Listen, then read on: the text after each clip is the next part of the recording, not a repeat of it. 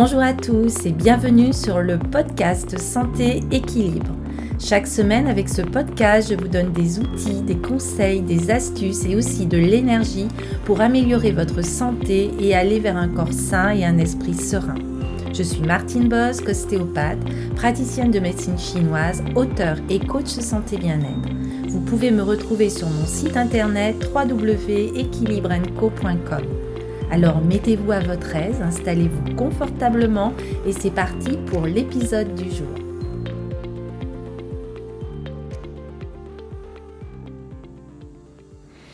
Bonjour et ravie de vous retrouver pour ce nouvel épisode. Aujourd'hui, je voulais vous parler du printemps, du retour du printemps et comment ne pas rater ce retour du printemps pour aller mieux, pour être en bonne santé, puisque c'est maintenant ou jamais. Alors, comme vous le savez, je suis praticienne de médecine chinoise et dans la médecine chinoise, le printemps correspond à une saison et donc à un élément qui est l'élément bois. Je vous rappelle que vous pouvez retrouver un programme en ligne où je vous accompagne pour être bien dans cette saison du printemps et cet élément bois dans la médecine chinoise. Je vous mets le lien dans la description. Alors, comme dans la nature, dans cette saison du printemps, notre impulsion vitale et nos projets de vie se réveillent doucement. Et pour ne pas manquer ce moment charnière, il est vraiment indispensable de se décrasser, entre guillemets, sur tous les plans, aussi bien sur le plan émotionnel que le plan digestif, sous peine d'être perturbé tout le reste de l'année. Donc, comme vous pouvez le constater, cette saison est vraiment très importante. Alors, les Occidentaux fêtent l'arrivée du printemps à l'équinoxe du 21 mars.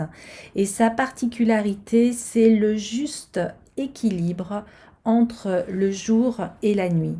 C'est également cette période d'équinoxe de printemps, le moment du passage du soleil exactement au zénith de l'équateur terrestre. Le printemps, ascension vers l'été, commence sur un hémisphère pendant que l'autre hémisphère entame l'automne, la descente vers l'hiver. C'est donc un changement de dynamique et de polarité terrestre et humain. Un hémisphère est dans la montée de la vie yang, pendant que l'autre va vers le yin. Ainsi, le printemps n'est pas qu'un simple redémarrage de la nature, c'est aussi un changement complet d'état, d'être en phase avec la terre. Alors du côté des orientaux, ils ne fêtent pas le printemps à son apogée, mais dès son émergence, puisque son arrivée marque le nouvel an chinois. Le commencement de cette nouvelle année tourne autour du début du mois de février et la date varie tous les ans car elle dépend d'un calendrier lunaire. Toutefois, elle coïncide toujours avec les premières montées de sève et l'apparition des premiers bourgeons. Alors le printemps est vraiment l'expression de la renaissance de la vie. Pendant l'hiver, la nature est silencieuse et mobile comme morte et les animaux ont hiberné, épuisé leurs réserves de gras. Et ceux qui n'hibernent pas se sont nourris chichement et ont également puisé dans leur graisse en s'économisant le plus possible. Alors avec le début du printemps, la nature prépare sa luxuriance, on sent la présence de la vitalité, notamment avec l'augmentation de la luminosité qui est très très importante. Et les instincts de chasse, de conquête et de séduction refont alors progressivement surface. Alors quels pourraient être les projets sans impulsion vitale sont comme des bourgeons sans sève. En médecine orientale, le printemps, ou principe du bois, est nourri par deux organes qui sont le foie et la vésicule biliaire. Et par analogie, ces organes alimentent le redémarrage de la vie et soutiennent les dynamiques de naissance, mais aussi de commencement des choses. Ils font vraiment germer en nous l'action, les sentiments ou les projets. Ils permettent la mise en mouvement du corps en nourrissant les muscles et les tendons. Et le foie représente si bien ce principe de naissance qu'il est le seul organe du corps à pouvoir se renouveler et repousser. Et oui, c'est incroyable. Alors le principe du bois nourrit la part souple, dynamique et féline de notre être. Il est en rapport avec la conquête, la séduction, la combativité nécessaire à la réalisation de tous nos projets. Alors attention, il ne faut pas voir dans l'énergie du bois la dureté du guerrier, mais la douceur et l'opiniâtreté de l'enfant. En effet, la jeune pousse qui sort de terre est souple, elle est tendre, et on peut même la percevoir comme quelque chose de fragile. Mais sa pression constante et sa capacité d'adaptation lui ont permis de passer à travers une couche de terre, parfois aussi dure que la pierre. L'énergie du bois aide l'individu à ne jamais lâcher son but. Il sait ce qu'il veut et pour réaliser ses objectifs, il contournera tous les obstacles et s'y adaptera. C'est la marque d'une souplesse physique mais aussi psychique. C'est également cette énergie qui est nécessaire lors de l'accouchement. En effet, naître consiste à aller vers le monde, à être vu de tous, reconnu et nommé. Ainsi, le principe du bois est un lien avec le système visuel, l'image de soi, l'identité et la place qui est la nôtre sur cette terre. Toutes ces notions physiques et psychiques dépendent de la santé de notre foie et de notre vésicule biliaire. Et lorsque l'énergie du bois est fragile ou même bloquée, les yeux sont fatigués, l'énergie nous manque et provoque en nous une sensation d'épuisement. Cela produit une incapacité aussi à démarrer les choses. Même si l'envie est là, l'impulsion vitale pour mettre en œuvre, elle, est absente. Et cette incapacité à se réaliser nourrit de la frustration. La combativité devient alors de la colère rentrée.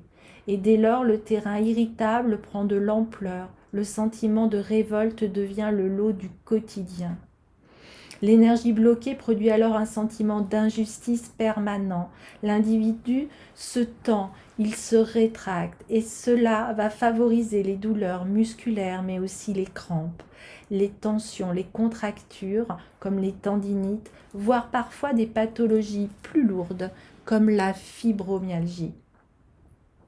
Alors au niveau du point de vue psychique, l'énergie du foie et de la vésicule, quand elle est équilibrée, va nourrir une image positive de soi. Et cette estime est indispensable à notre capacité à aller vers l'autre, à trouver notre place. Dans la vie, la place nous est rarement donnée. Il faut souvent la prendre. Et une énergie du bois faible mène l'individu à une rétraction psychique. Il va dire « je n'ai pas ma place » ici ou ailleurs. Il va s'excuser d'être là et ne veut pas déranger. Il sera alors prêt à de nombreux sacrifices, y compris celui de s'oublier aux dépens de l'autre, tellement plus important à ses yeux. À l'inverse, une énergie excessive va conduire l'individu à être dans un besoin de mouvement permanent. Il ne tient pas en place, il démarre 1000 projets sans les poursuivre, il est trop préoccupé par son image et par ce que les autres vont penser de lui. Il est dans une dynamique de conquête ou de séduction permanente. À l'extrême, il prend tout ce qu'il pense lui revenir, y compris ce qui ne lui appartient pas, et manifestera de puissantes colères lorsqu'il n'arrive pas à ses fins. À l'image du printemps qui marque le passage de l'hiver à l'été, de l'obscur au lumineux, l'énergie du bois permet donc l'équilibre, la transition du yin interne vers le yang externe, du projet vers sa réalisation. Et c'est en s'appuyant sur cette énergie que l'individu donne du sens à sa vie et laisse émerger depuis ses profondeurs ce qu'il est venu accomplir sur cette terre.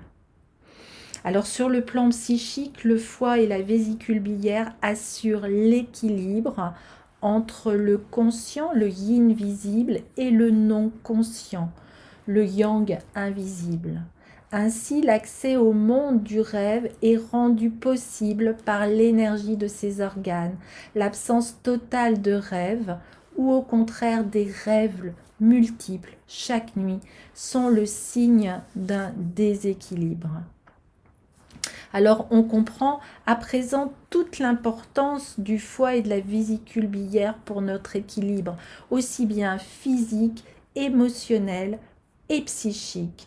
Et au printemps, l'énergie gagne ces organes et c'est une énergie pure que nous devons emmagasiner sous peine d'être perturbée toute l'année.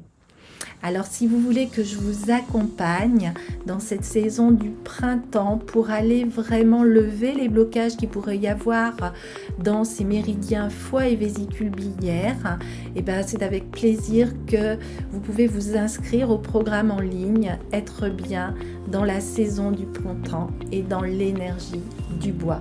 La descriptif est dans ce podcast.